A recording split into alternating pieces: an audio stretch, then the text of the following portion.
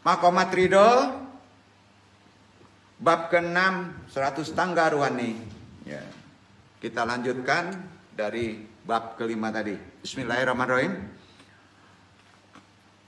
4. Tangga keempat dari al-manjilah adalah al-ikhlas. Apa namanya? Al-ikhlas kan? Tangga keempat. Arti ikhlas secara bahasa manusia awam disebut tulus, yaitu awalnya membersihkan amal. Bersihkan dulu amal, antum bisa ikhlas dulu.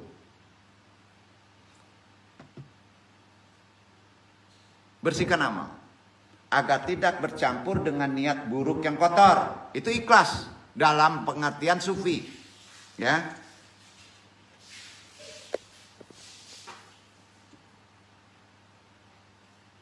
Terus tidak ingin dianggap baik. Itu ikhlas. Beda dengan ikhlas di bawah kan. Nama ikhlas di makomat ini, keempat ini levelnya luar biasa Pak. Sudah di atas rahbah, merdeka. Bayangin. Jadi tidak ingin dianggap baik, tidak ingin dipuji, tidak masalah disalahkan. Ya, nah itu ikhlas. Dudukkan nih. Nah. Sudah itu yang paling penting tidak ingin dianggap baik. Kalau masih ingin dianggap baik, antum belum ikhlas. Setuju nggak nih? Bahasa syariat juga nerima loh. Ikhlas bukan ikhlas bawah. Nah. Jadi kalau ditanya amal harus ikhlas ya. Berat enggak? Halo, berat. Bisa diomongin? Bisa diomongin enggak? Berat ya. Aduh, bingung tuh. Jadi malaikat aja ya.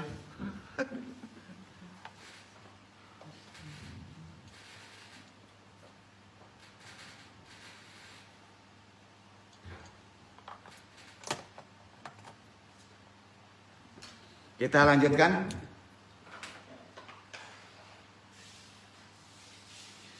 Tidak ingin dianggap baik, tidak ingin dipuji, amal harus ikhlas dan benar. Yang ikhlas tapi tidak benar, atau yang benar tapi tidak ikhlas, keduanya tertolak. Gawat juga ya.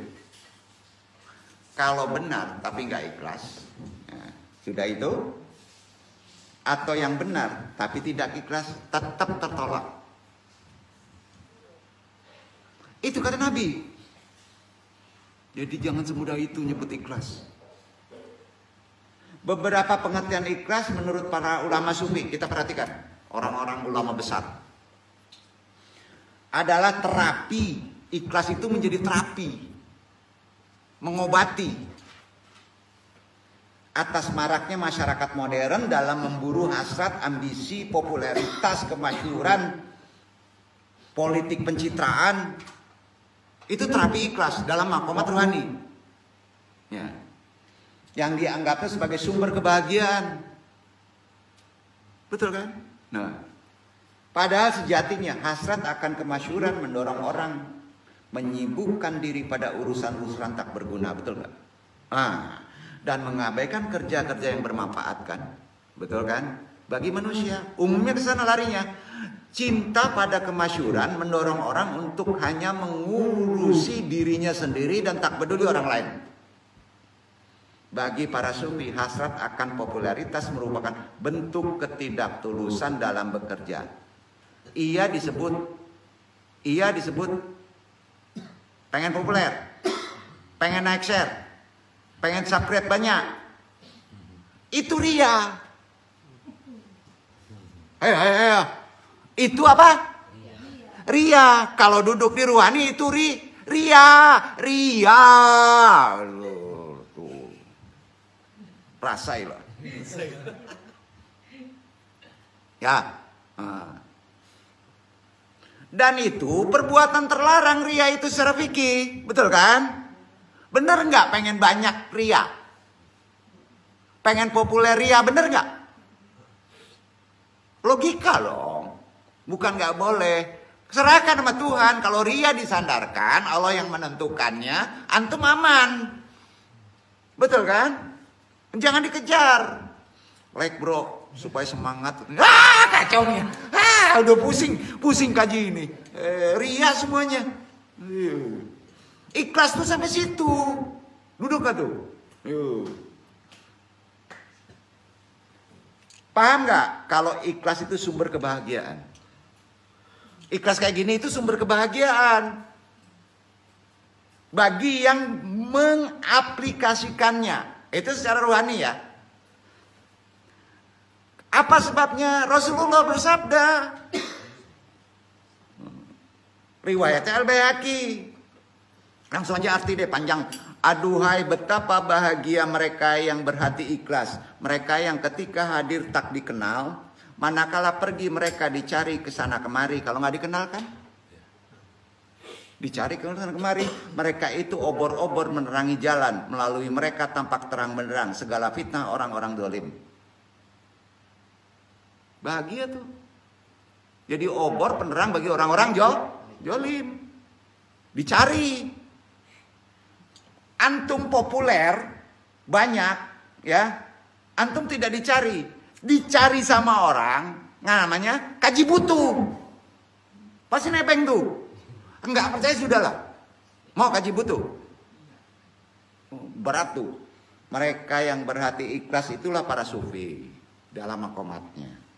Karena mengikuti jalan ruhani. Sufi itu mengikuti jalan ruhani. Ya. Mereka adalah matahari dunia yang cahaya spiritualitasnya menebar bagi ke seluruh alam yang tidak terlihat oleh mata indrawi. Mereka populer di alam langit, tidak populer di alam materi.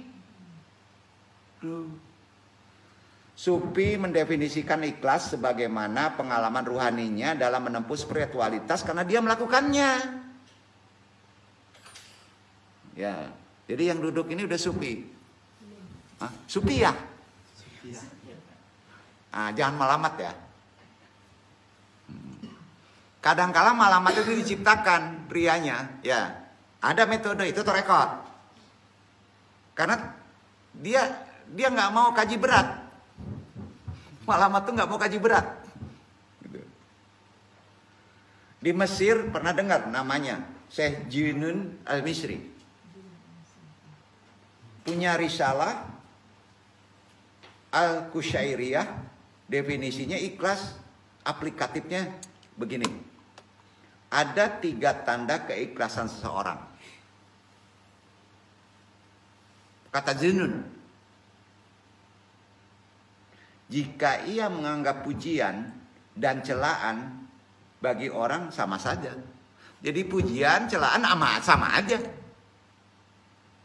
Jika ia melupakan pekerjaan baiknya kepada orang lain, dan jika ia lupa hak kerja baiknya untuk memperoleh pahala di akhirat, itu ikhlas. Berat bro. Sedangkan Hujatul Islam, Sufi Agung, pakar hukum Islam, ada yang tahu? Imam Abu Hamid Al-Ghazali menulis kitabnya, bukan Ihya Ulumuddin. Kitabnya Kami'u Tughyan. Definisinya begini. Kitabnya Kami'ul Tughyan. Silakan cari. Ini jalan ruhani, gaya Al-Ghazali. Ikhlas adalah apa yang ada dalam tujuan amal murni untuk bisa mendekatkan diri kepada Allah. Apa sih amal murni? Karenanya senada Imam Hamid Al-Ghazali, Syekh Abdul Qasim Abdul Karim Hawazin Al-Kusyairi An-Nasyaburi, gurunya, salah satu gurunya, membuat kitabnya yang terkenal, dia nukil dari situ. Dalam ilmu tasawuf, risalah Kusyairiyah juga mendefinisikan ikhlas adalah hampir mendekati sama, penunggalan al-haq.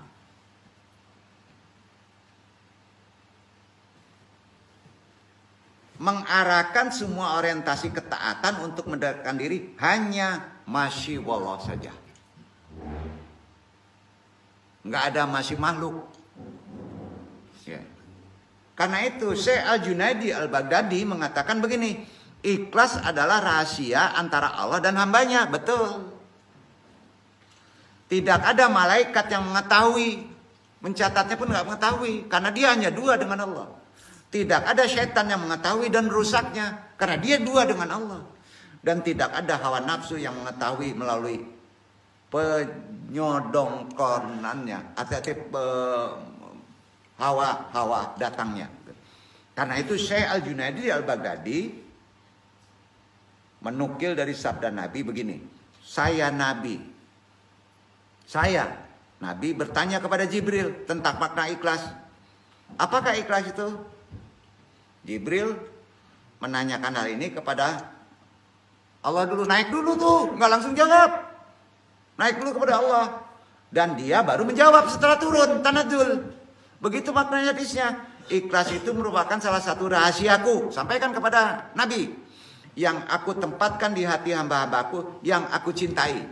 Kalau ditempatkan sifatnya person, bisa diomongin ikhlas. Banyak bener bedahan ikhlas ya. Ngeri dong, kita nggak sampai. Harus paham. Ada motivasi supaya bisa sampai. Gitu ya. Betapa beruntungnya manusia yang diberi anugerah keikhlasan dalam beramal. Walaupun dalam level-level di bawah. Bekerja, beribadah karena cinta Sang Maha Kasih, Allah Subhanahu wa taala pasti meraih kemanfaatan, kebahagiaan. Lalu bagaimana agar amal bekerja, beribadah menjadi ikhlas atau dengan ikhlas? Yang tepat dengan ikhlas. Bawah dulu lah. Kalau bawah dulu larinya ke hikam. Syekh atau Hilas Asy-Syukandari, amalan itu dianggap amalan di bawah. Susah nggak? Ikhlas. Bayangin langsung ada di bawah. Sufi Agung dengan kitabnya yang fenomenal Al-Hikam kan? Memberikan cara terapi agar amal kita berendeng dengan ikhlas. Mau amal kita berendeng dengan ikhlas. Ini bermanfaat dalam satu makalah hikmahnya. Dia berkata gitu. Terapinya gini. Ingat ya, ini bukan wahyu. Ini hikmah. Ya. Arabnya tidak asli Arab di sana, Jazirah, ya. Adifan wazuida akafi ir'abba'akuhum fili faman nabamim malayatihi falan yatimu taqaj. Artiin sendiri. Nah, sembunyikan wujudmu. Itu ikhlas. Menyuruh pada tanah yang tak dikenal. Di mana tanah tak dikenal, Pak? Bunian. Gitu ya. Sebab sesuatu yang tumbuh dari biji yang tak ditanam, kalau biji nggak ditanam, maka tumbuhnya tidak sempurna. Ya. Berat juga nih mengertikan ikhlas kayak gini. Untuk bahas.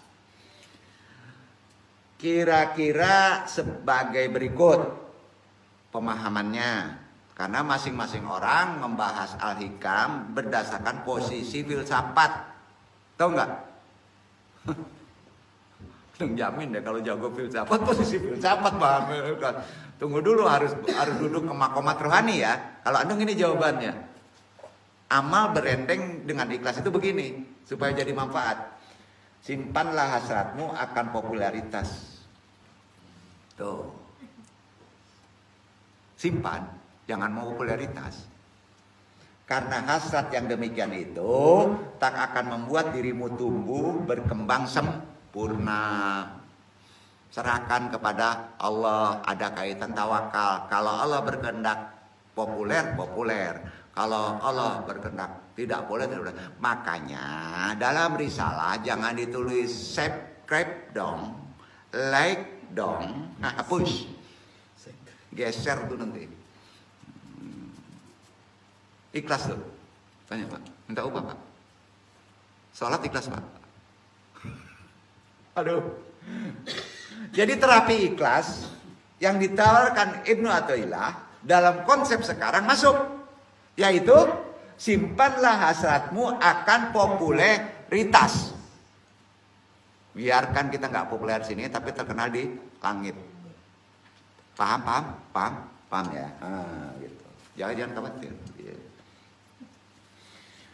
Karena terbebas dari belenggu manipulasi realitas sebuah citra untuk kepentingan tertentu yang menciptakan fata morgana sosial yang di dalamnya tanda-tanda simbol-simbol telah tercerabut dari kebenaran. Setuju? Itu bahasa filsafat, bahasa antum. Panjangin aja. 5 terakhir. Makomat kelima al-tahdzib, penyucian. Oleh Al-Sinqili didefinisikan sebagai at-tahdzib berarti riyadoh. Ulang. Bila perlu turun ke bawah, ulang dari bawah, naik lagi ke atas, ulang. Istiqomahnya gitu. 25, jangan naik ke atas lagi. 26 itu resikonya lebih tinggi. Perlu pembimbing, perlu pintu, perlu pemahaman. Nama tahdzib. Gojlok dari awal lagi dalam beramal. Kalau ada kesalahan, karena manusia kan bolak-balik Pak, ulang ke bawah. Jadi itu inti kajinya. Nah ini letaknya pada jiwa. Jiwa yang turun itu gimana? Berangkat lagi ke atas. Nah jiwa manusia ini harus dibahas ke masalah filsuf Islami ya. Jadi kalau Andong bertanya jiwa bagi orang filsuf, jawabnya gimana? Sesuatu yang mengandung daya yang terdapat dalam diri manusia. Itu namanya jiwa. Ya. Bertumpu pada ajaran spiritualistik tradisional Plato, Aristoteles dengan kecenderungan Platonis. Jiwa itu adalah apa? Daya yang terdapat dalam diri manusia, bukan pikiran, bukan tenaga, tapi jiwa, daya. Jadi daya ini nanti pas naik jadi energi. Tuh dia. Plato aja sudah membahas, memahami begitu loh. Makanya banyak dipakai. Ya. Namun dalam beberapa hal ini disaroh ilmu filsafat asli ini ya, murni dari non-Islam. Allah berkehendak pada non-Islam dalam pemikiran ini. Disyarah oleh Ibnu Muskawai, ya, dikembangkan, diselaraskan sesuai ajaran etika Islam. Jadi untuk penyucian harus paham jiwa. Untuk memahami jiwa yang lebih level mendekati ruhani harus paham filsafat. Duduk ya, gitu. Harus paham filsafat. Kok ke situ arahnya? Gitu bro, ngajinya memang gitu, runut makomatnya gitu. Oh jiwa gitu aja, taklid aja nggak bisa. Harus pakai ini nih harus pakai. Jadi menurut beliau begini, Ibnu Muskawai, ya, tujuan kami menyusunnya, nama kitabnya, tujuan beliau, namanya silakan, filsafat Islam paling awal, Tahdzibul Akhlak, itu filsafat. Untuk menghasilkan bagi diri kita sesuatu watak pribadi yang melahirkan perilaku yang baik seluruhnya dengan gampang. Gimana menghasilkan perilaku watak dengan gampang? Tak dibuat-buat, tanpa kesulitan, maksudnya perilaku yang baik lahir dan watak itu secara otomatis. Maksudnya itu gimana supaya otomatis menjadi baik itu otomatis gitu. Hal demikian diperoleh melalui proses pendidikan. Jalan untuk demikian lebih dahulu dipelajari ilmu jiwa, maka keluar ilmu jiwa. Dan pertanyaannya dikit lagi, naikkan apa dan bagaimana jiwa itu, untuk apa dia diciptakan, kesempurnaannya, tujuannya, kemampuannya, sifatnya. Kan ke sana akhirnya runut dari bawah. Yang bila kita pergunakan, dibina sebagaimana mestinya, niscaya jiwa itu akan membawa kita kepada martabat yang mulia. Disitulah dayanya. Ya. Dan perlu pula kita pelajari faktor-faktor yang menghambat jiwa. Jangan perjalanannya hambatannya apa? Ya. Dalam menuju martabat jiwa yang mulia supaya berdaya. Apa saja? Dicuci dari yang mengotorinya. Ya kan? Itu sudah masuk Quran. Dan Plato sudah membahas itu harus cuci. Maka Allah berfirman, Asyam 9 dan 10. Itu nyuci jiwa, bukan nyuci pikiran. Banyak yang salah terka nih. Itu nyuci jiwa, bukan nyuci pikiran. Cuci jiwa dulu, baru pikiran bersih. Bukan pikiran dulu, doktrin namanya. Nggak bisa bersih kalau jiwa masih kotor. Nah, cara mencuci Quran Asy-Syams 9-10. Ini udah taharat tinggi. Dibaca.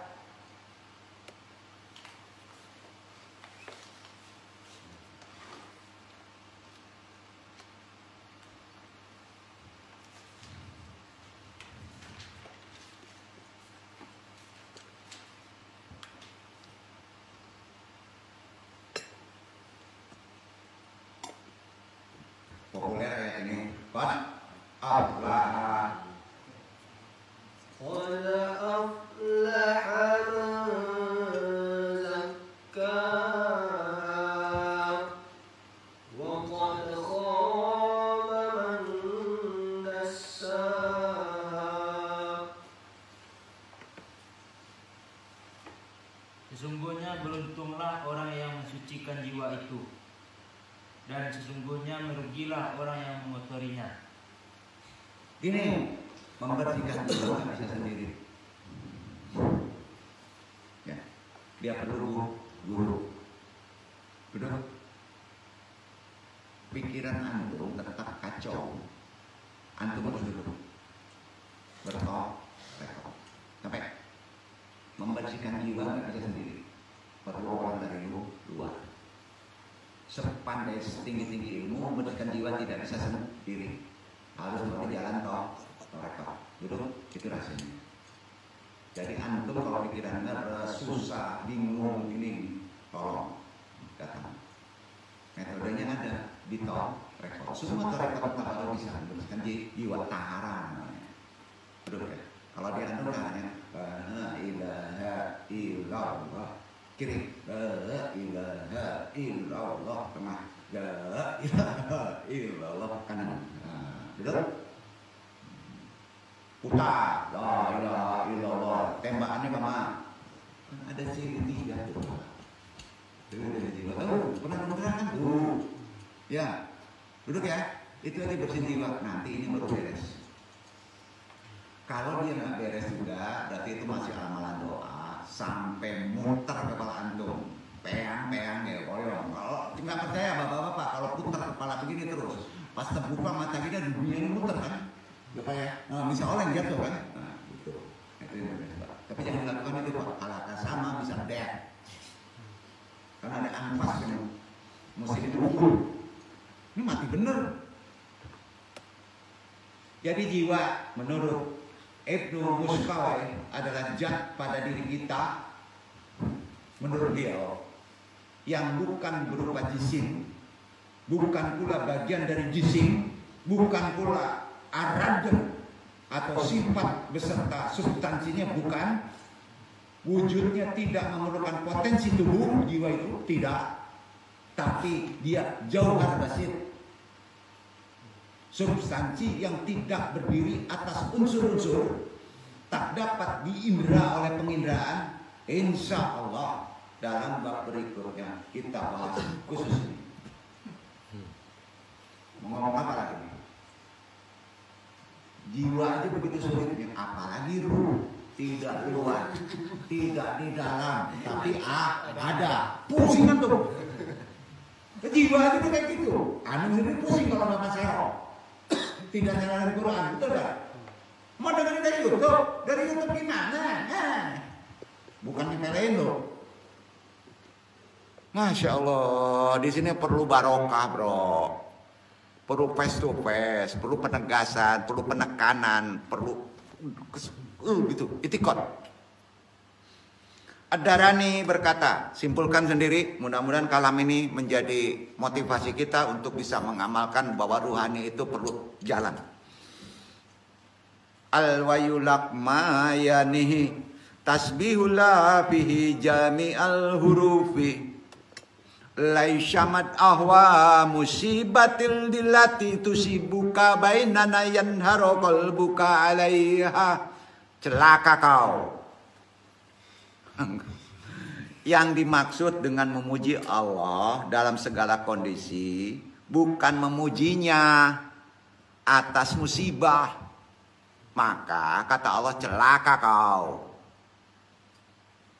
Kalau antum ada masalah, antum memuji Allah banyak, maka antum disebut celaka kau. Karena dikasih masalah, kamu memujiku. Nggak enak ya omongannya. Nah, ini wawasan kita ya. Karena antum sama dengan memuji Allah atas musibah. Berarti Tuhan antum siapa? Musibah. Jadi kalau ada musibah nggak boleh berdoa. Bukan begitu. Bukan begitu artinya. Jalannya bukan begitu. Kalau ada musibah, ridhoi. Kamu yang salah. Betul gak? Gitu. Karena hukum keadilan Allah itu tidak mungkin salah. Mau ngomong gimana? Yang menimpamu sementara hatimu hancur lebur di atasnya. Ada cara. Ida kana hada hawal fa arju anta kawanu min bainini ulaikal ladhi yasdarun. Walakin al maksud wa antasbahu bainana yastaqilu qalbukum wa yastaqir. Jika memang demikian, maka aku harap kau termasuk orang-orang yang sabar. Jadi kalau ada masalah, jangan doa tidak ikhlas. Ya Allah, ada masalah. Maka celaka kau. Apa? Kata Allah, sabar. Apa? Kalau sabar gimana? Hanto. Betul kan? Sandaran sabar afdolnya berendeng dengan sholat. Dijamin gak orang yang meninggalkan itu ada masalah? Hukum logikanya. Itu dia. Al-maksud wa antas bahu bainana yastaqilu qalbukum wastaqir. Memujinya sementara hatimu pasrah dan ridho. Kalau ridho, baru dengan masalah itu kamu ridho, maka boleh memujinya. Ini hadis bro. Sampai-sampai Sufyan bin Uyainah bertanya tentang batas ridho terhadap Allah. Dan dijawab oleh Rasulullah. Batas ridho kepada Allah itu mana? Asyaqaful muqarasul lillah lian yuridi syai'an siwal munsibal ladhi huwa filan. Orang yang ridho terhadap Allah tidak akan menginginkan selain kedudukan ia sekarang berada. Antum nerima nggak kondisi sekarang? Jadi orang Minang, jadi jomblo, ada masalah, belum selesai urusan. Kalau itu nggak diterima, antum belum ridho. Jangan jauh-jauh pikiran ridho. Gimana? Jadi pas orang itu ridho tapi ada masalah onjak lontong itu nggak ridho, udah diam aja. Ya, kan doim Pak. Kaji gampang ya Pak. Lanjut dulu ya. Itu sebabnya ulama sepakat menentukan fikih. Al hayatul akhtaru muta'atun hiya hayatul ulaikal ladina yukasiruna anfusahum lillah lianna ridho huwa an yuqabil anna yanjulu alaihi min mudifil musibati bita'atin bahjatan kamilah wa an yarmalan yanjil ilaihil min mudafil musibati bitafkuri wal atibar bin misbatilah yazubu ayyakuna ilahu qad fa'alal fardu afdalu min azwi wa kana ajjal alaihi wa arafa bishakil afdolah ma huwa anarahu wa qata'u bin misbatilah. Musibah. Udah paham deh artinya, pulang dong. Capek dong. Artinya itu kehidupan yang paling nikmat adalah kehidupan orang yang ridho terhadap Allah. Pengertian ridho tadi udah paham kan? Ridho nggak kondisi antum diginiin sekarang? Udah diam aja. Orang yang sabar dengan kondisi menerima itu kehendak Allah qada, maka itu ridho. Nggak bisa diomongin ya. Itu aja.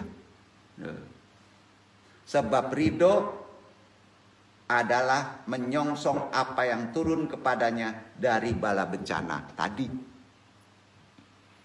Antum akan diberi ridho berbarengan dengan masalah.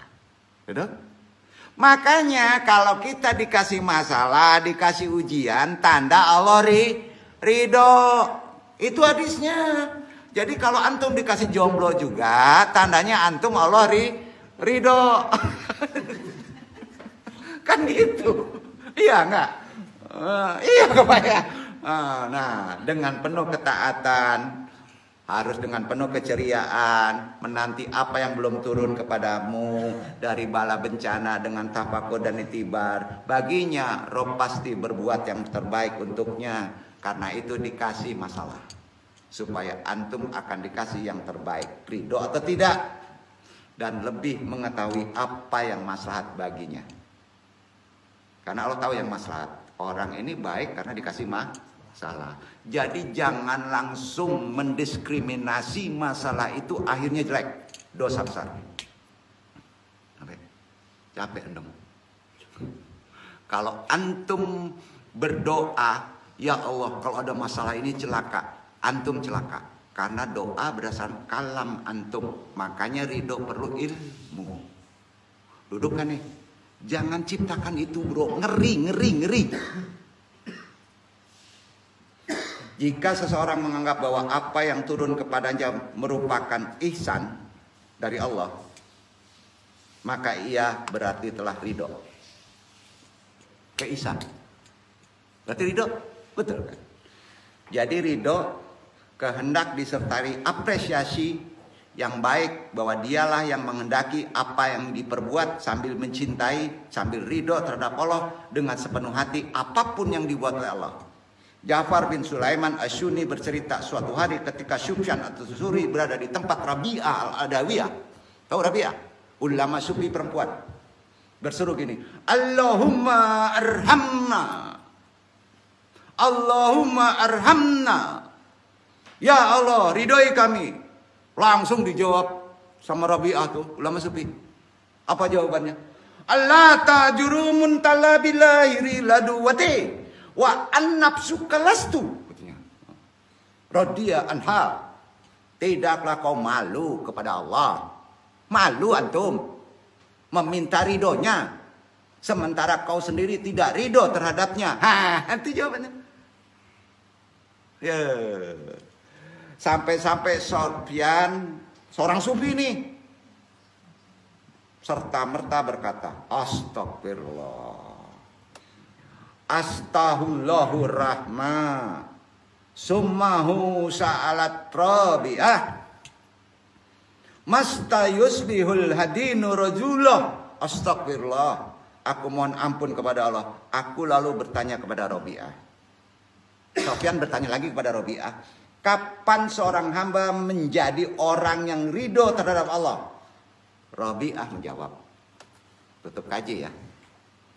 Idza kanat sahadatuhu tuhoribu bikari syaki tamaman kama rusotohibu sahadatuhu bil hikmah. Jika kebahagiaannya menyambut musibah. Ada yang bisa bahagia menyambut musibah, Pak? Hah? Ada? Bahagia enggak? Ada masalah. Sama dengan kebahagiaan menyambut nikmat. Antum sakit, masuk rumah sakit, sama waktu antum sehat. Maka itu ridho. Itu dulu. Begitu juga Syed Ahmad Arifai berkata, ridho adalah ketentraman hati kepada Sang Maha Bijaksana dan menyisihkan pilihan sendiri disertai kepasrahan. Nggak bisa. Jelek pun ini baik. Itu kaji kemarin Pak ya. Ilmu senang. Ya, tidak ada sesuatu yang lebih berat atau nafsu diri daripada keriduan menerima qada, sebab keriduan menerima qada bertentangan dengan nafsu diri, an-nafsu, hawa nafsu, al-hawa. Karena itu lidalik min husnil hadiah anal qadimal ladhi awatiyatital awilya ladidallah Allah rijallallah safi, keridoan. Maka beruntunglah hamba yang lebih mengutamakan ridha Allah di atas kepuasan keridoan pribadinya. Ngomong apa lagi? Suatu ketika Ali bin Abu Thalib mengatakan, "Hai Adi," bukan Adi yang populer sekarang, Pak. Hidayat. Bukan Adi Hidayat, Pak ya. Bukan ya. Maaf ya. Nah, saya sebut Adi Hidayat, bukan Adi Hidayat. Adi zaman Ali bin Abu Thalib. "Hai Adi," namanya Adi bin Hatim. Tengah bersedih. Beliau bertanya, "Galau? Ada masalah?" "Lamada tu tamtin?" "Mengapa kamu bermuram durja?" Adi menjawab, "Alayan bagi an yakun an amaro kadalik. Bainana kota tufla layitau hatta aini kotamak ilahumul kotalik." Apa tidak boleh sedangkan dua anakku baru saja terbunuh dan mataku kamu lihat tercungkil, picak. Wajar, nggak bahagia Pak? Ditanya oleh Ali. Ali akhirnya berkata, "Ya Adi, minal tajimit bi amar bil Allah bal imal marasimallah hillada tajaru tahudu wa tunnamu marasatu dalika sakhas." Wahai Adi, barang siapa ridho terhadap ketetapan Allah, maka sesungguhnya ketetapan Allah itu tetap terjadi. Dan amalan orang itu pun kalau antum meridoinya, kalau Adi meridoinya, terhapus. Nah, ini pengertiannya jangan dibalik. Ya. Nah. Jadi Abu Darda mengunjungi seseorang yang menjelang ajalnya sambil memuji Allah. Abu Darda berujar, "Antum tabi khair fil waqaida Rasulullah syai'an fi yardi ida kanda ida iradadatia." Antum benar, sesungguhnya jika Allah menetapkan sesuatu, dia senang jika diridhoi. Al Hasan Asbarsi pun akhirnya ngomong, "Waman aradaan ya bagi Allah yang yusah wadu walakasi." Barang siapa ridho terhadap bagiannya, Allah akan meluaskan dan memberkahinya. Begitu pula sebaliknya. Masih banyak ulama-ulama dulu membahas makomat ridho ini. Kalau dibahas bisa sampai pagi. Jadi yang inti-inti aja dong sampaikan. Ternyata kesimpulannya gampang-gampang aja ya. Nah, ridho itu memerlukan ilmu, sama dengan iman. Iman tanpa disertai ilmu yang benar, ya, walaupun itu di perasaan, akan sesat dan menyesatkan. Ilmu tanpa disertai iman, tanpa ridho yang benar pemahamannya, akan membuat kerusakan. Ya. Hidupkan hati yang mati dengan siraman thalibul ilmi, itu syariat wilayahnya, menuntut ilmu. Keluarkan diri dari julumat kejahilan menuju nur cahaya imani. Tidak ada jalan lain dengan cara menapaki tanggaru hani. Wabillahi taufiq hidayah. Handallahu wa iyyakum ajmain wallahu a'lam bishawab. Ya. Mudah-mudahan Allah meridai. Wassalamualaikum warahmatullahi wabarakatuh.